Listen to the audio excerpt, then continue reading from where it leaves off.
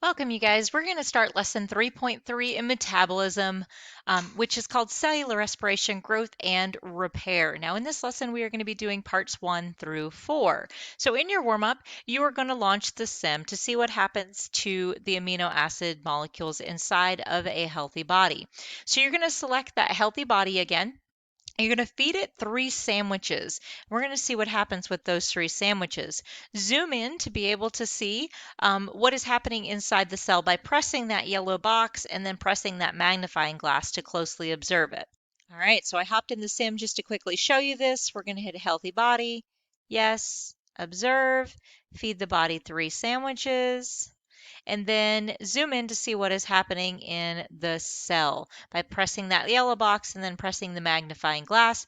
Closely observe it and then answer your questions in part 1. What do you notice happening? And answer the second question as well. So in the sim, you were able to notice a few things. If you haven't completed it, go ahead and hit pause now. Make sure you complete the warm up. All right, so here's a few of those things that we saw. We observed that when we eat foods like protein, the proteins are broken down into smaller molecules like amino acids in the digestive system. Remember, we did this in the activity, and they need to be small enough to get into the circulatory system, so they need to be broken down from proteins to amino acids, just like we did the pipe cleaners. The other thing we also observed is that the circulatory system delivers amino acids to the cells. In the cells, they are combined to form new protein molecules. If you remember, at the very end, at the cell stations, I had the cell people put back 3 of those molecules to represent, or to 3 of those amino acids to represent the new protein molecules that we did have.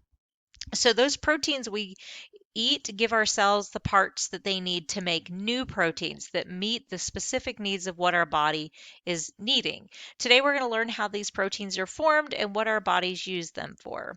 So let's go on to activity 2, reading about cellular growth and repair.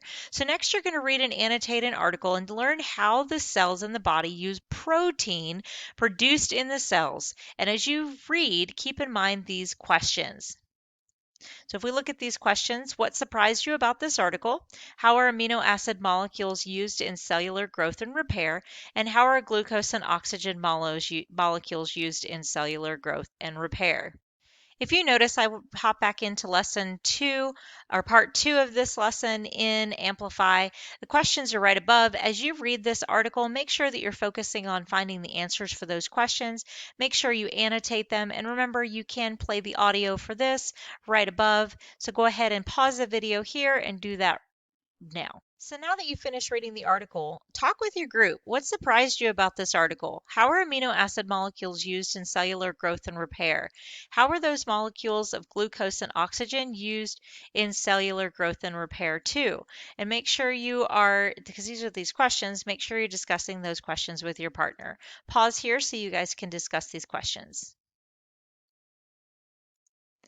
All right, let's see how we can learn about cellular growth and repair by observing the metabolism simulation. So we're going to go back into that metabolism simulation, and we're going to use it to closely observe the oxygen, the glucose, and the amino acids in cellular growth and repair.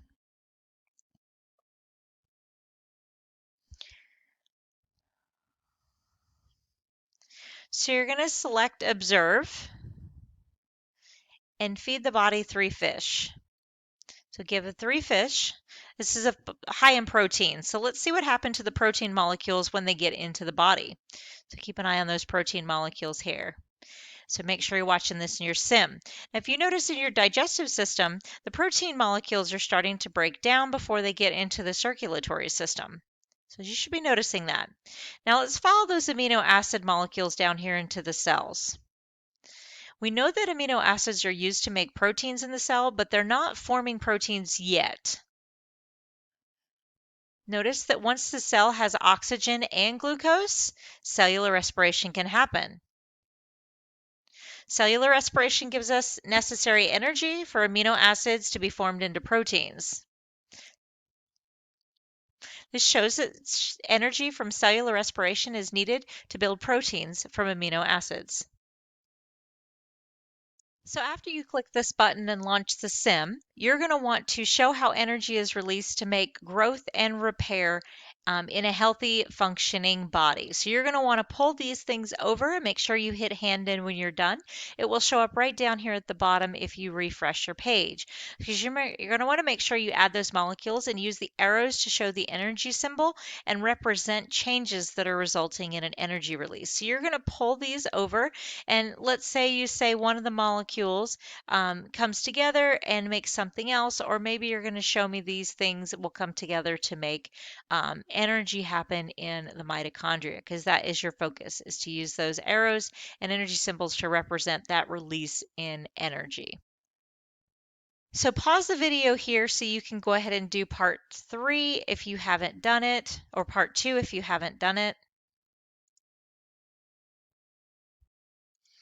All right, so energy from cellular respiration is needed to build protein molecules from amino acids. If we don't have it, the amino acid molecules remain at the top of the cell and they don't combine to make a new protein. They won't combine, they'll just hang out together and never make a new protein. Okay, so we're going to move on to part 3. In activity 3, we're modeling cellular growth and repair. So we're going to be using this model, okay, and modeling growth and repair. I actually think I got a little bit ahead of myself on the lesson. We actually started doing part 3 already, using that modeling tool to show what healthy cells look like, including showing the molecules necessary for releasing energy and cellular respiration.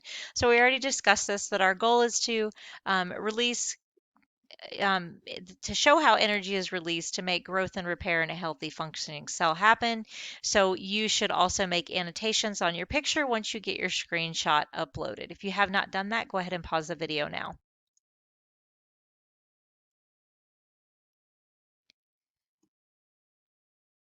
All right, so now we're going to share those models with our group members. What should your cell model look like when cellular respiration and growth are happening? So what should they look like?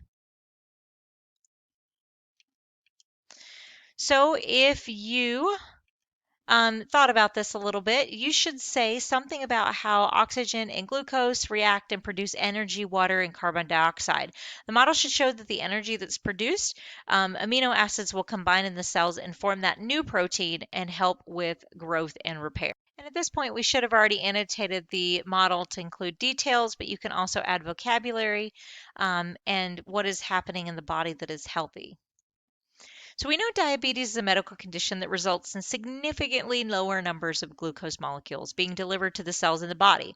Remember that insulin's not there. We don't have the key to let the glucose come into the cells. So we've already thought about how having fewer molecules in ELISA's body's ability, how her ability is to release energy through cellular respiration, making her super tired. So next you're going to write a short explanation about how ELISA's ability affects her body's ability to grow and repair cells. So we're going to hop back into the lesson and go to activity 4. So in activity 4, you're just going to be writing about ELISA's diabetes causing her to have fewer than normal glucose numbers. You already wrote about this and how it makes her feel tired. So now you're going to write an explanation that answers the question, how could her diabetes also affect her ability to grow and repair cells? Diabetes could affect how well ELISA's cells can grow and repair themselves. So you're going to use these words in the word bank and answer this question. Remember, you can use the question as part of the answer, or what we call QPA, question part of answer. How could ELISA's diabetes also affect her ability to grow and repair cells? You could say ELISA's diabetes affects her body's ability to grow and repair cells by, and then answer the question. You can also use this sentence starter. Diabetes could affect how well ELISA's cells can grow and repair themselves, and then start explaining how that happens.